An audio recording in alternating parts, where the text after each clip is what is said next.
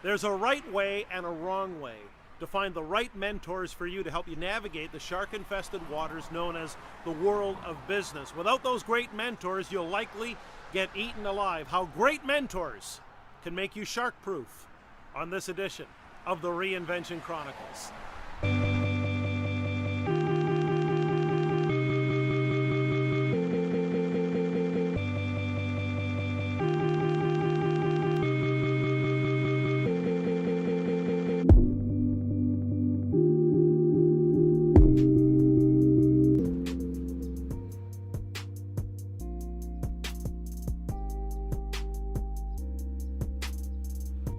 The subject of mentorship dates back to the early part of the 1990s, first business venture, and it absolutely exploded in our face in disaster. Business went bankrupt. We ran it into the ground after about a year, and it was more than anything a victim of you don't know what you don't know. Completely ignorant and naive about the value of mentorship in business. Bob, Barb, and I didn't have one. Now, I suppose what we take from that is we paid every nickel back, so no one got left hanging. So we've got about 140,000 reasons to share today in terms of why mentorship is successful to survive and thrive in those shark-infested waters of business. And second time around in business was late 1990s, and that time around surrounded myself with mentors. Can't thank enough to this day people like Sandy Gillis, who introduced me to the Chamber of Commerce movement, David Hawkins, who opened a few doors here and there, Rick and Brenda Fair, Tim Brennan, Roy H. Williams, and everyone at Wizard Academy. And I know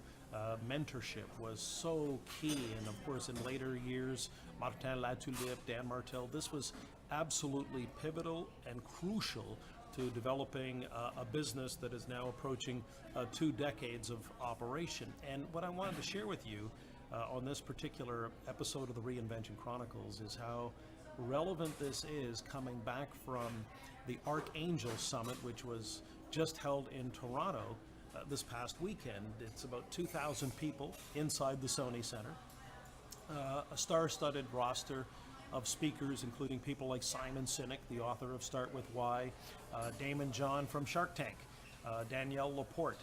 She was there as well and absolutely killed it with her presentation. But there was this moment in Damon John's presentation, and he's the guy who really learned at an early age how to sew, for example, and he started sewing these hats, and he juggled his part-time job at Red Lobster. But he sought advice, and Damon John went on to form a little company called FUBU that I think now is valued at about $6 billion. He's on the television show Shark Tank, along with people like Kevin O'Leary and Robert Herjavec. And so with the tip of the hat to Damon John, one of the things he was talking about this past weekend was how there are several reasons, predictable reasons, why businesses fail, not the least of which you've got bad decisions, massive ego, and overfunding.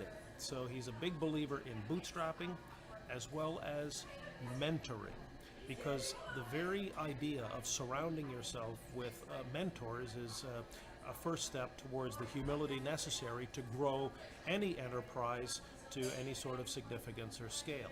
And so as Damon John was talking about this, what was interesting was as the Saturday Summit unfolded, there was this moment during Danielle Laporte's presentation, and she closed the event and did a magnificent job. Love her contrarian views. But at one point in the Q&A segment, this young lady got up, I would say mid-20s, and asked Danielle Laporte point blank in front of 2,000 people, "Hey, would you be my mentor?"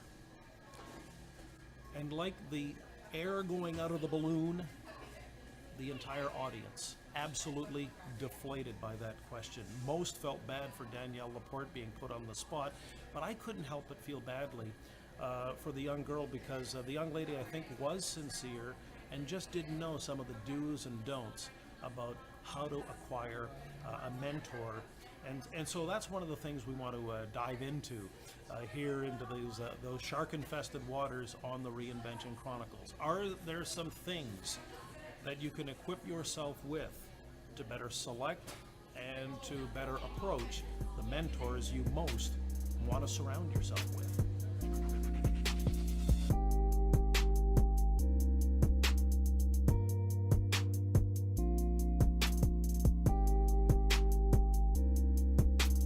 So I left that Archangel Summit in Toronto convinced there had to be 7 ways, yes, 7 ways that you could swim with great mentors in that sea of sharks without getting eaten alive. And I've made a few notes here because I wanted to be very specific. And let's start with number 1. Number 1, don't be needy. And one of the ways you can do that is by positioning yourself in such a humble and genuine way, and also intellectually be very specific about asking what it is you want help with. If you say to someone, hey, can you just be my mentor, or could I just pick your brain? Already you are communicating a spirit of vagueness and quite frankly, maybe even a little bit of helplessness, which is not necessarily inspiring to the person that you want to connect with and seek advice and guidance from. So what you want to do to avoid all that is, number 1, be very specific about what it is you want help with.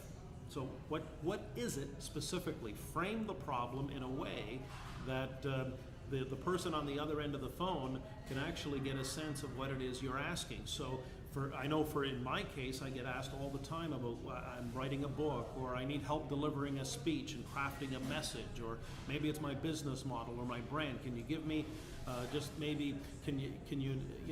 can we grab lunch and talk about this, or even a coffee date?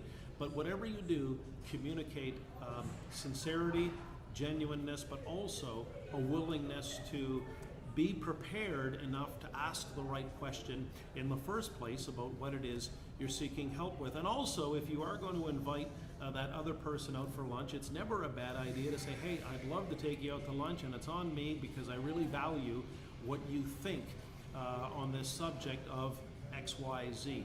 Number 2, 7 ways to get mentors to help you become shark proof. Number 2, communicate in their language. Find out the language, the technology, for example, that the person on the other end most appreciates being contacted. So I know for some it's through LinkedIn, some do text.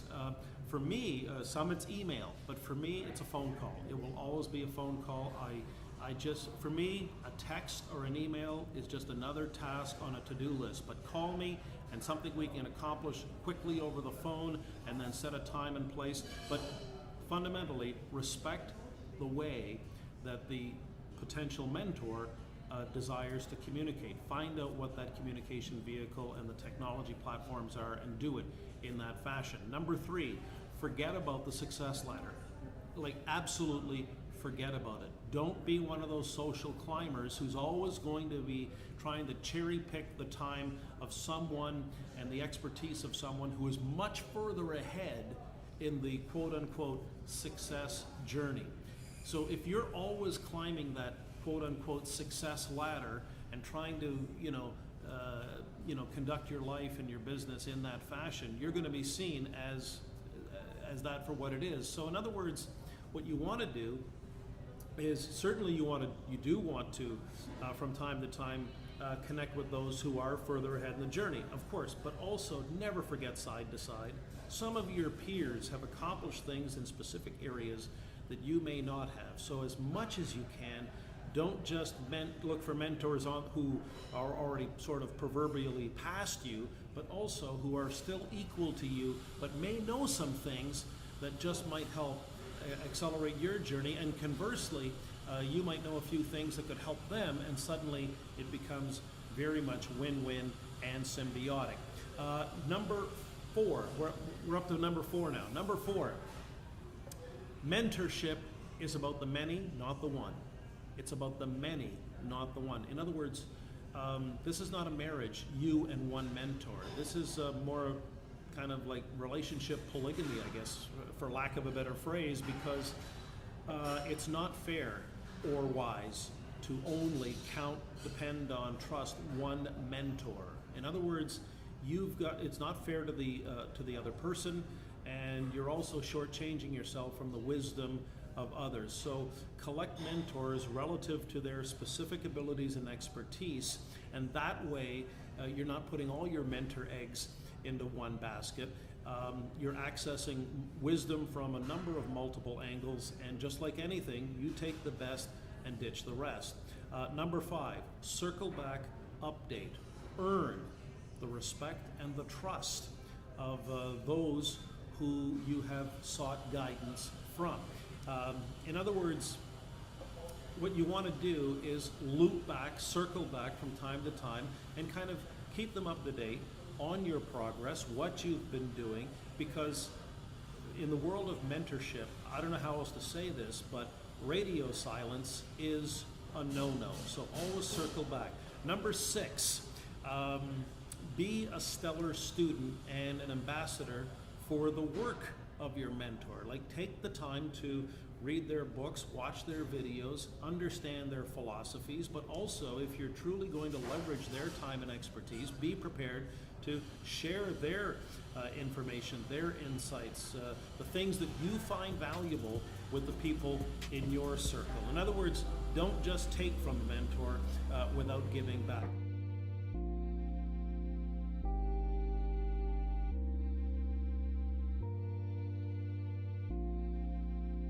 So as we wrap up this segment, number 7, don't forget, congratulate and acknowledge those mentors, those people who helped you along the way. For me, can't thank enough people like Sandy Gillis, Roy Williams, and everyone at Wizard Academy.